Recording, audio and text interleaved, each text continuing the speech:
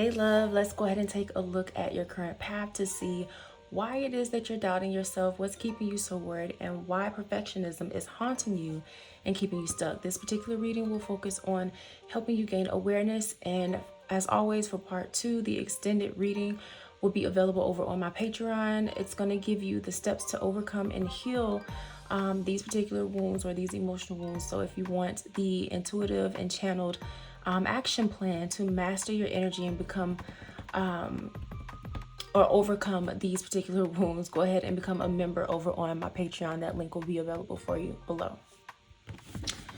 A few notes about Mercury retrograde before we dive in. This particular retrograde is happening in Sagittarius. It started back on November 9th, and I believe we will be, hold on, I'm checking my calendar.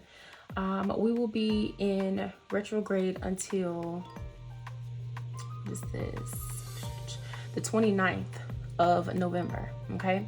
So with this Sagittarius energy, we are, it's ruled by Jupiter, so we are looking at your philosophy, your growth and expansion, and even long distance travel. But with retrograde in particular, this particular energy, so Sagittarius energy, struggles with being blunt, closed-mindedness, and indulgence. And so this Mercury retrograde, because retrograde is asking you to focus in on yourself and do self-reflection and really turn your focus and your energy inwards to review, to sit in stillness, and again self-reflect. You're being asked to explore the different ways in which you are indulging in the areas of generosity and your beliefs and pathways open to receiving abundance and your ethics around such things.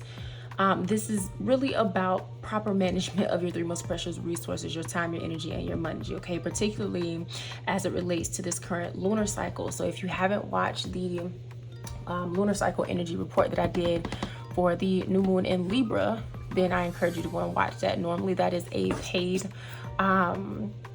benefit that is inside of my Patreon and my Substack. But I wanted to make sure that you all at least had a point of reference so you can kind of get a feel for what the vibe is like inside of those spaces. But also because we were in the middle of the lunar cycle, well, I did it right after the lunar cycle started, but I couldn't hold it. Normally I wait until, or I was supposed to wait until the next lunar cycle to release it, but I just couldn't wait. So I went on ahead and did a lunar cycle energy report for the current lunar cycle we were in. So I digress. I got off on a tangent. Anyway, Gemini brain at work here. But particularly as it relates to this current lunar cycle that we are in, again, which started back on the new moon in Libra, this particular lunar cycle is anchored in the redefining and upheaval of your different connections, relationships, and partnerships to establish, restore, and maintain basically your personal sense of balance and harmony. So Mercury retrograde is supporting and guiding you to explore and diversify your thinking, your thought processes, ethics, beliefs, feeding disharmony and those that are actually motivating and restoring and supporting harmonious balance in all areas of your life, okay? Mercury retrograde is here to support you, not destroy you, okay? So instead of blaming the energy, the key is going to be learning and understanding how to work with it, okay? So let's go ahead and dive into your reading. How will you know if this reading is for you? So prior to the reading, I took a second to kind of jot down the channeled images that Spirit was giving me and knowing some things of that nature. So I kept seeing this image of a little girl running and dancing around in a grass field surrounded by like an outskirt of trees and flowers scattered throughout, and she was chasing a butterfly while wearing a red dress with like pleats or ruffles on it. Specifically, it was like the sleeves or the bottom of the dress. But anyway, butterflies may be significant to you, or you may have memories of doing this exact thing as a kid. Blonde hair, either you have it or recently dyed your hair that color. I'm also seeing braids blended in with blonde colored hair. So you know how we do like ombre for the braids, or blend in the blonde weave to do braids with. I digress. Jumping rope, seeing an image of basically watching kids on TV or on a TV screen jumping rope, or on a commercial, or some sort of competition to see who can jump the longest. So that may be significant for you. I'm seeing a white collar button down shirt, the color yellow, or either I'm also being shown like this, like a pound cake or a bundt cake, fresh out the oven or in a white box from a bakery. So you may have recently purchased one or made a cake, or be wearing the color yellow, or have seen the color yellow.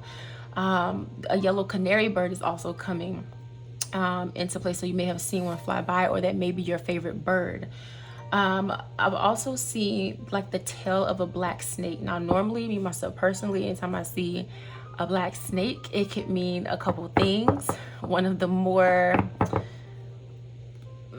concerning, we'll use concerning concerning aspects of this is just it being an omen, right? But with the context of the other imagery that spirit is showing me, it feels more so like it's like a cautionary warning. So you may have a pet snake, you may have seen a snake or a small one on a small screen, excuse me. You may have stickers of snakes. You may just, like snakes in general, because snakes in general are not bad, but a black snake specifically is where it kind of gets a little dicey for me in my perspective. Okay. Also, so again, that omen, and you may either believe in this omen, or you may just, again, it could just be a cautionary warning to look out for challenges coming your way, or somebody or something in your environment not necessarily being for your highest good. It's not necessarily life-threatening, but you just want to be mindful. We'll see what all comes up in this particular reading, okay? Also, the word silence. So the word, and as well as you sitting in it. You may be doing a lot of meditation lately, or have been thinking about doing some type of meditation, or you may find yourself in isolation or hermit mode. A blue jay is coming up. Spirit is showing me that as a sign, as your favorite bird. So, and the last way that you would know if this reading is for you is tying rope, or I'm seeing like some type of rope on some kind of sailboat. Okay. All right. Let's go ahead and hop into the reading. Oh, okay. So we've got portal, access to the infinite. Try to get that in view for you. Okay. We've got vulnerability. What are you really feeling? Okay. And then we've got structure, building of strong foundation. So here again, that energy for this particular lunar cycle is coming through strongly. I'm feeling the nudge to pull this over here for some reason, so we'll do that.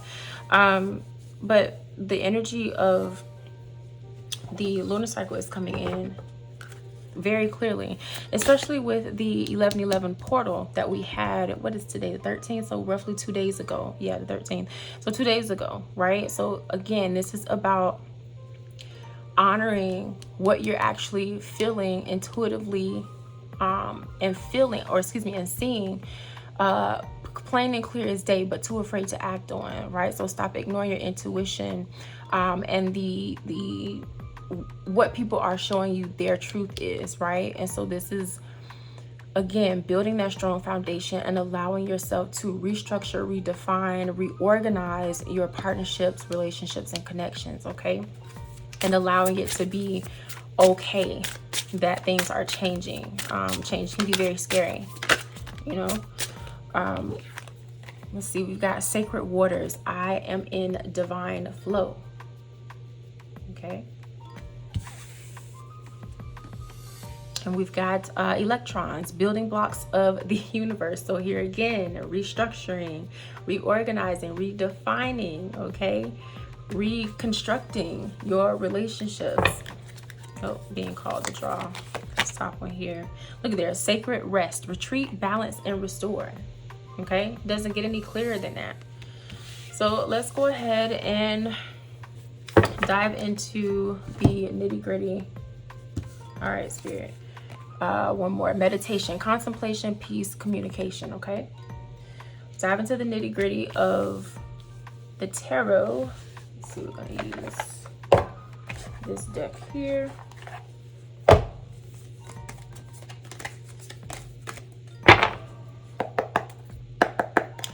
And see what's happening with the path that you're currently on this lunar cycle. So let's see what's got you doubting yourself, keeping you stuck, or keeping you worried, excuse me, and why perfectionism is haunting you. Let's take a look and see. There we go. All right. Oh, okay. All right, so first we've got the ruler of coins and what fell right on top of meditation, Seeker of Wands. Okay, so we've got the ruler of coins,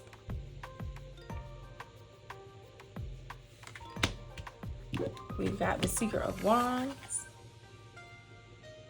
In this deck, that would be the Page of Wands. We've got the Three of Coins. Okay,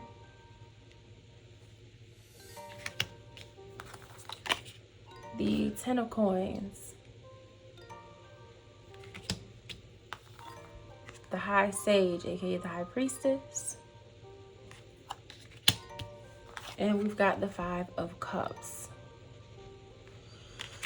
All right, so right now there's this concern of your essentially your survival and resources. Okay, on one hand you are the resource, on the other hand someone else is providing the resource to you. And again, within this particular lunar cycle, with this Mercury retrograde going on, because again we are looking at your growth and expansion and what's allowing you to expand your mind, expand in your life, and being able to really essentially make an impact, or what's making an impact for your highest good, right? And so for a lot of you, you are the resource that's being taken for granted and things of that nature. And for others of you, you're afraid that if you stand up and advocate for yourself, you'll lose the resource that's been sustaining you. But here's the deal, you are your source. Universe is your source. Okay, the people, places, things that you are in connection with, relationship with, partnership with are mirrors of yourself. So you're not seeking a connection with other people, you're seeking connection and community and resource access with yourself. Okay, and what this is teaching you to do is to be a lot more curious about what lies in the unknown, and a lot more adventurous about not committing too soon, is how that is being presented and shown. Okay, and so then we get into the dynamics of what it looks like for you to plan and prepare, right, with this Three of Coins here. And so planning and preparation in this particular case, in this capacity, again, we're looking at this particular lunar cycle with the energy being anchored in your partnerships, connections, and relationships, right? So planning and preparation looks like observing people's actions versus their words, observing how they make you feel when you're in connection and community with them. Are you drained? Are you in this space of feeling depleted, or do you feel nourished and nurtured after the interaction, during the interaction, right? And so where you are paying attention to these different things is going to help you stop doubting yourself, because the only reason that you're doubting yourself is that you're ignoring your intuition. Okay, your intuition knows her shit, and she's never going to steer you wrong, but she also can't force you to listen. And so when you ignore your intuition, you find yourself stressing out, worried, and trying to perfect and control all these different aspects and elements of the connection, the what you should have or shouldn't have said, or you know, just really obsessing over the shoulda, coulda, wouldas in a situation where everything could have really been so simple. And so what you don't realize is that the more that you pay attention to these aspects and elements of the connection, so essentially paying attention to how the energy and the emotion being triggered from your environment feels in your body, okay? Emotions, and I keep saying this, but emotions are felt in the body, and your feelings, aka your thoughts, are cognitive. They are the thoughts and stories that you have and tell yourself about what the emotions you're feeling in your body mean about you or the specific situation and or experience that you're having. And so the more that you build awareness around those thoughts and what's being triggered in your body emotionally, the easier it's going to be for you to navigate and have those harmonious relationships and recognize the resource and tools and things that you need are already present within yourself. Like, again, I know it's scary, but the resource that you think you will be losing is again a mirror, a reflection of the resource that's already present within you. Okay? All right, let's see. Yeah, so we've got the sun.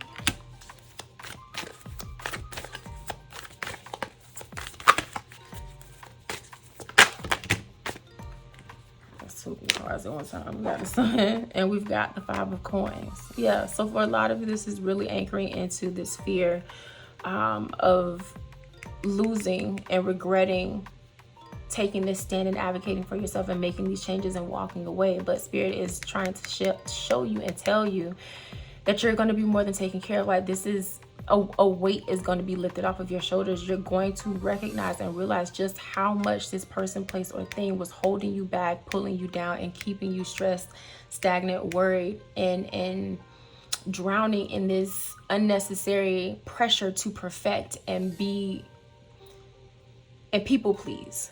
Okay, let's see, one last card here.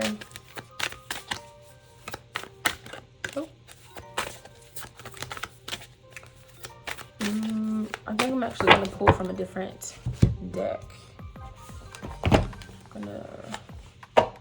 This is the Animal Apothecary deck.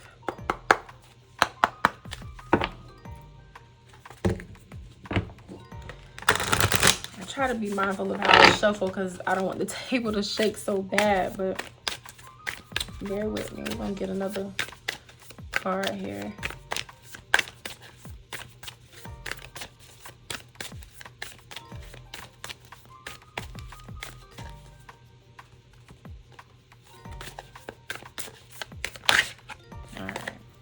So we've got just trust and we've got face your fear. Okay, so with face your fear coming in the reverse here, we've got a crow. Let me show it to you here.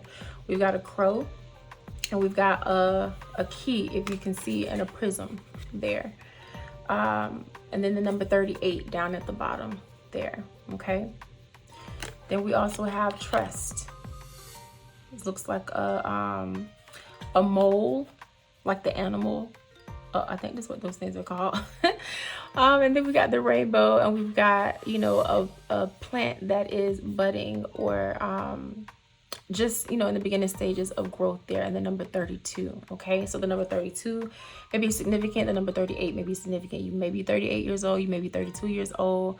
The number 5 and what is that, 8, 9, 10, 11, and 11 may be significant for you the month of November. Hello, we're in November. Or the month of May. You may have received a specific knowing or a spiritual download that someone or something was no longer for you, and you've just been packing it and hiding it down, especially with this fear, face your fear in reverse, right? And it's the energy that I'm getting is like you've been telling yourself, oh, it'll work itself out, it'll be fine, it'll be okay, but it hasn't gone away. Like the nagging feeling is still there and nagging at you. essentially, Spirit is saying to stop ignoring it.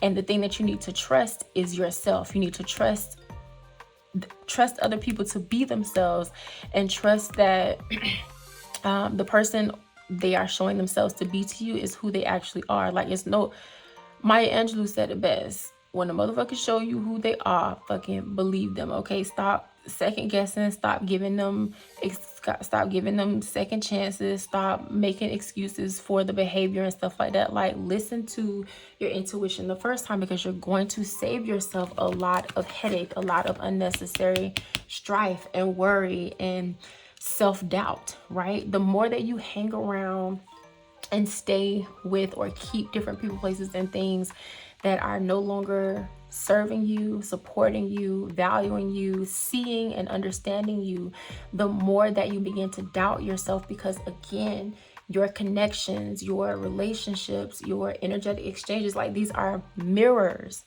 showing you the parts of yourself that you are either desiring or running away from, okay, that you need to face and accept about yourself, for quote unquote good or bad. And I say quote unquote good or bad because none of this is inherently good or bad. It's the specific meaning that you yourself are attaching to it. Okay, so again, the longer that you keep these people, places, and things in your life, and it's supposed to be gone, or the relationship has fulfilled its purpose and it's time to move on, but you're still hanging on, the more you're going to see that you're doubting yourself. Okay, all right, so again, this is the end for part 2. If you want the extended reading over on my Patreon, where you get the steps on how we're going to overcome this self-doubt and this worry and this pressure to be perfect, then again, subscribe over on my Patreon. The link will be available for you below.